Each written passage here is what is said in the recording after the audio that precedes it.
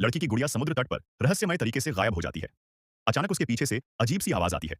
पीछे मुड़कर देखने पर उसे एक अनजान काली परछाई पागलों की तरह अपनी ओर बढ़ती दिखती है। यह दृश्य देखकर लड़की की जान ही निकल जाती है और वह घबराकर पीछे हटने लगती है। लेकिन अगले ही पल उसका पैर जोर से रेत के अंदर खिंच जाता है। गनीमत यह रहती है कि राक्षस सिर्फ उसकी एक जूती ही छीन पाता है। हालांकि राक्षस हार मानने वाला नहीं था। वह पूरे समुद्र तट पर बेरोक टोक घूमता रहता है।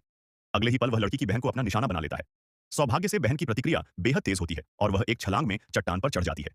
इस तरह वह बाल बाल बच जाती है। लेकिन बार बार नाकाम होने से राक्षस पूरी तरह गुस्से में आ जाता है। गुस्से में वह तेजी से लड़की की ओर दौड़ता है, जिसे देखकर लड़की तुरंत चट्टान की दीवार पर चढ़ जाती है।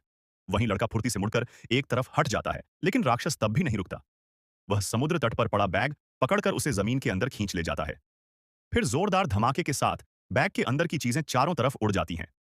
इसी दौरान लड़का ध्यान से देखता है कि राक्षस शायद एक चार्जिंग केबल में उलझा हुआ है। वह तुरंत दौड़कर चार्जर को कसकर पकड़ लेता है। यह देखकर काली लड़की भी तुरंत लड़ाई में कूद पड़ती है और दोनों पूरी ताकत से डटे रहते हैं। महज 2 मिनट के भीतर राक्षस की ताकत जवाब देने लगती है और उसका आधा पैर बाहर दिखाई देता है। दोनों मौका देखकर जोर लगाते हैं और आखिरकार उसे रेत के अंदर से खींचकर बाहर निकाल लेते हैं। वे तुरंत उसे दबोच लेते हैं ताकि वह दोबारा भाग न सके।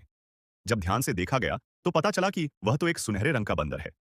सबसे हैरानी की बात यह थी कि वह इंसानों की तरह बोल भी सकता था और उसका पेट गुब्बारे की तरह कई गुना फूल सकता था। उस बंदर की शरारती हरकतें देखकर सब समझ जाते हैं कि वह बस मजाक कर रहा था और सबके साथ खेलना चाहता था।